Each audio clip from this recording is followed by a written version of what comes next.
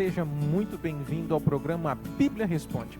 Um programa dinâmico, interativo, onde o propósito nosso é responder perguntas que as pessoas fazem e nem sempre têm a oportunidade de ter a sua resposta à luz da Bíblia. E nós queremos desde já agradecer aí a você que tem participado, você que tem se interagido aqui conosco e também tem nos acompanhado todas as sextas-feiras. Para nós é uma alegria e é um prazer ter você juntamente aqui conosco no nosso programa. E para responder tantas e outras perguntas, conosco o pastor João Carlos Hermosa. Pastor João, muito bom dia. Graças a Deus, uma vez mais aqui nesse programa que tem chegado aos corações e sempre trazido uma resposta, porque a Bíblia aqui, ela continua respondendo, irmão Anderson. E nós hoje vamos responder 3 perguntas que nos foram enviadas. E se você deseja fazer a sua pergunta, entre em contato conosco, que nós aqui é um prazer ter a sua pergunta, a sua participação, e para nós é um prazer respondê-la. A primeira pergunta, ela vem da Simone Toledo. Ela faz a seguinte pergunta: a falta de fé pode impedir o agir de Deus? Simone, é um prazer poder te receber aqui no Bíblia Responde. Espero que você esteja gozando de saúde, de paz, junto com os seus. Amém? A falta de fé pode impedir o agir de Deus? Primeiro vamos compreender fé no Antigo Testamento, tá bom? Depois vamos compreender fé no Novo Testamento e concluir com a resposta bíblica para essa pergunta. Porque existe diferença, não é, na terminologia da palavra do Antigo para o Novo. Então vamos ver fé no Antigo Testamento, Deuteronômio 32:20.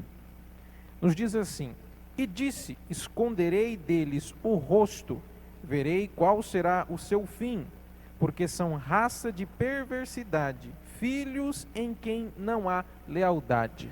Esta lealdade que você vê aí é fé. Então fé no Antigo Testamento tem o sentido de leal, lealdade.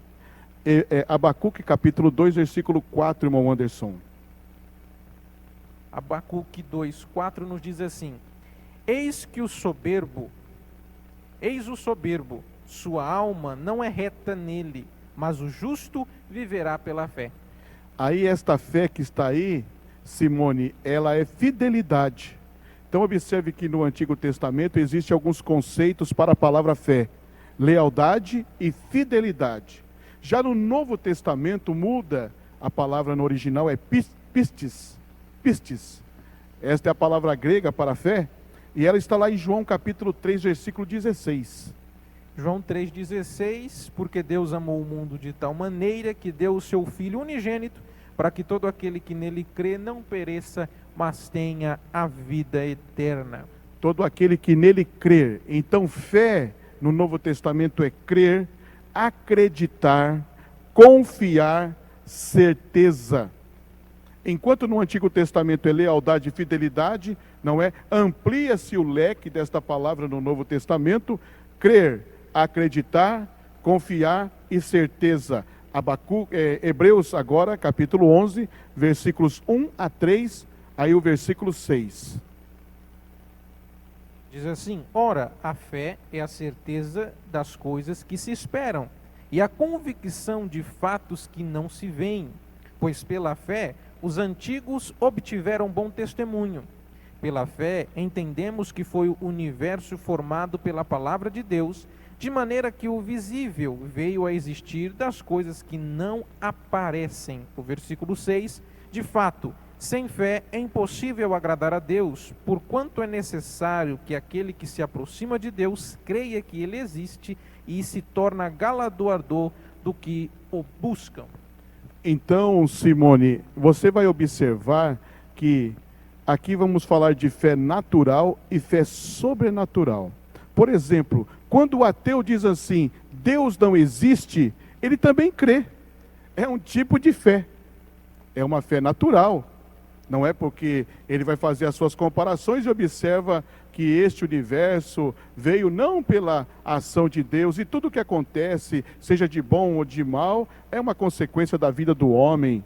Não é? Ele olha com a questão da natureza. Então, até o ateu, para dizer Deus não existe, ele tem que ter uma certa fé. A sua pergunta é: a falta de fé impede o agir de Deus? 11:6 diz que todo aquele que se aproxima de Deus tem que ter fé que Ele existe. Mas isso também está no Evangelho de Mateus, não é? Sem a fé, a falta de fé pode impedir o operar de Deus? Mateus 13:58, irmão Anderson. Nos diz assim: e não fez ali muitos milagres por causa da incredulidade deles. Então você observou? A incredulidade aí é a falta de fé. A sua pergunta é: a falta de fé pode impedir o agir de Deus? Sim. Sim. Amém? Então saiba, agora, o que produz a fé em mim? A palavra de Deus. A fé vem pelo ouvir, e o ouvir da palavra de Deus. Simone, Deus te abençoe. Esperamos que esta resposta tenha alcançado aí, não é, todo o cabedal desta pergunta. Foi um prazer tê-la aqui. Esperamos vocês para as próximas edições. E nós vamos para a nossa segunda pergunta. Ela vem do Matheus Godoy. Ele faz a seguinte pergunta: como posso contribuir para o crescimento numérico da igreja?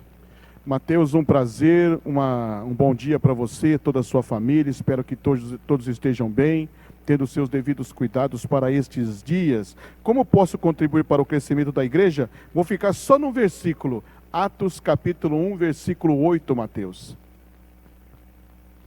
Nos diz assim: mas receberei poder ao descer sobre vós o Espírito Santo, e sereis minhas testemunhas, tanto em Jerusalém como em toda a Judéia e Samaria e até os confins da terra. Então sereis minhas testemunhas.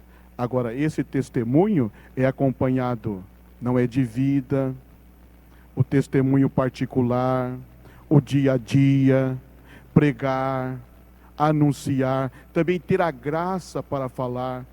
Tudo vai entrar em voga aí, como você crente pode alcançar o outro para trazê-lo à presença de Jesus. Sereis minhas testemunhas. Então saiba que isto abrange em vários aspectos, Mateus. Primeiro, a sua vida particular. Ser um fiel servo do Senhor, porque às vezes o nosso testemunho fala muito mais do que as nossas palavras. Não era assim com o profeta Eliseu? Vejo que esse que passa por aqui é um santo homem de Deus. Amém? Então, como que eu posso contribuir para o crescimento numérico da igreja de Deus? Ser uma fiel testemunha, com a vida, com a pregação, não é? Com a visita, com tudo aquilo que eu possa fazer para alcançar aqueles que ainda não são crentes. Mateus, Deus te abençoe e esperamos outras aí para que possamos ter a alegria de responder, porque aqui a Bíblia ainda responde. E nós vamos para a nossa última pergunta do nosso programa. Ela vem do Natanael Dias. Ele faz a seguinte pergunta: o que fazer quando o casamento vai mal?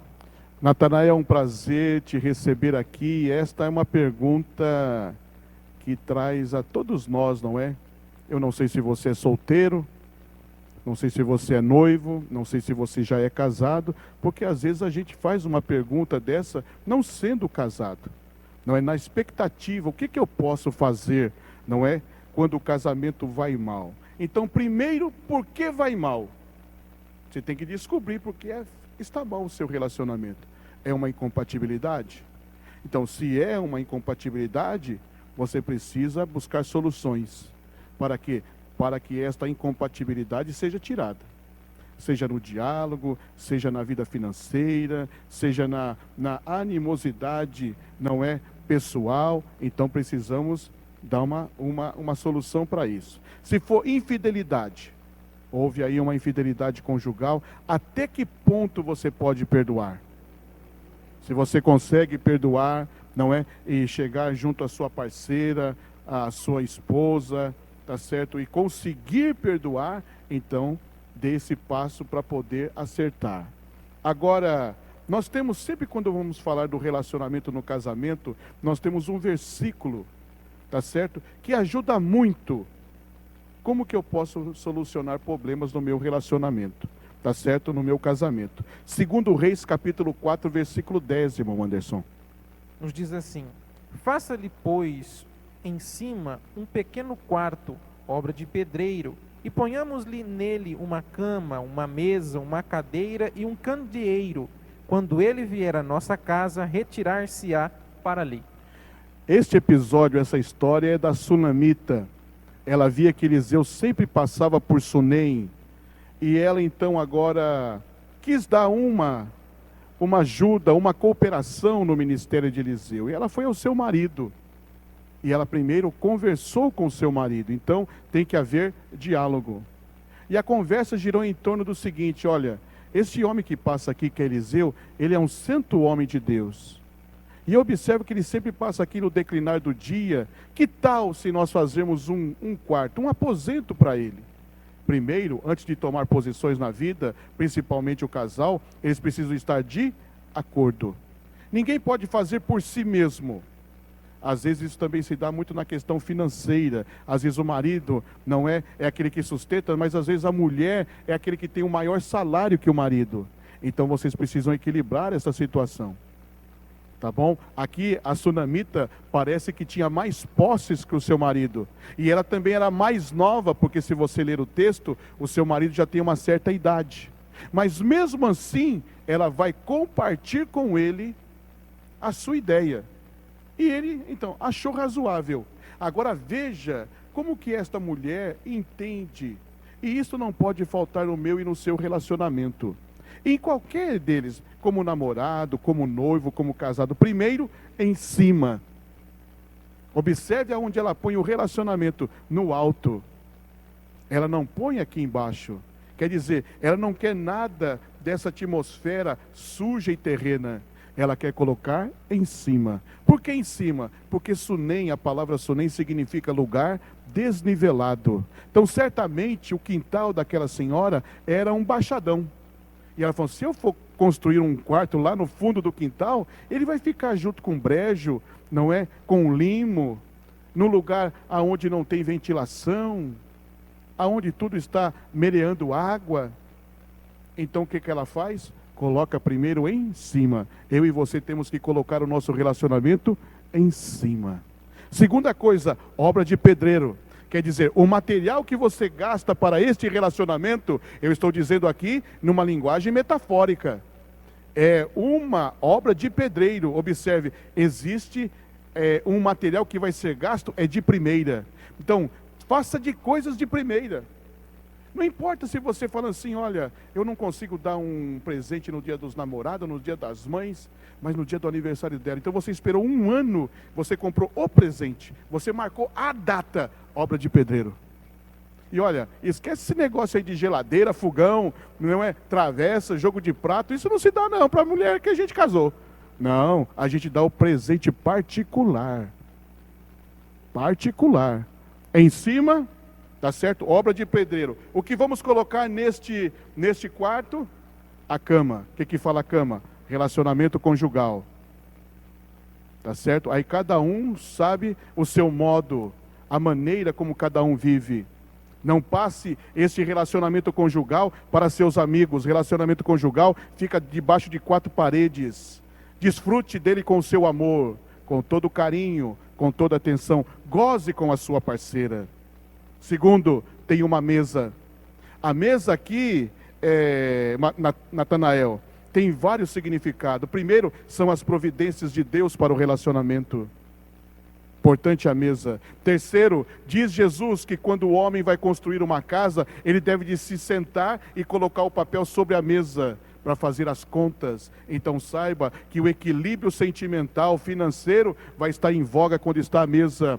Outra coisa, não discuta na mesa, na hora do café da manhã, do almoço, da janta, ou quando você vai fazer, ou quando a família consegue fazer aquela reunião, não é coletiva, para desfrutar de uma refeição. Esqueça dos aborrecimentos. Mesa não é lugar para aborrecimento. A comida fica indigeste. Terceiro, que ele fala aí, vamos colocar uma cadeira. A cadeira é o lugar para conversar, para dialogar, para buscar soluções para a vida. Isso é muito importante. E o último, ela coloca lá o candeeiro. Quer dizer que quando você colocou em cima, gastou tudo que é de melhor para aquela obra, quando você valorizou a cama, quando você valorizou a mesa, quando você valorizou o diálogo, mas não teve solução para não é encontrar um caminho, aí o candeeiro, quem é o candeeiro? Jesus. Saiba, Jesus é especialista em casamento. Seu primeiro milagre foi nas bodas de Caná da Galileia. Faltou vinho, Jesus chegou lá e transformou água em vinho. Então a sua pergunta é: o que fazer quando o casamento vai mal?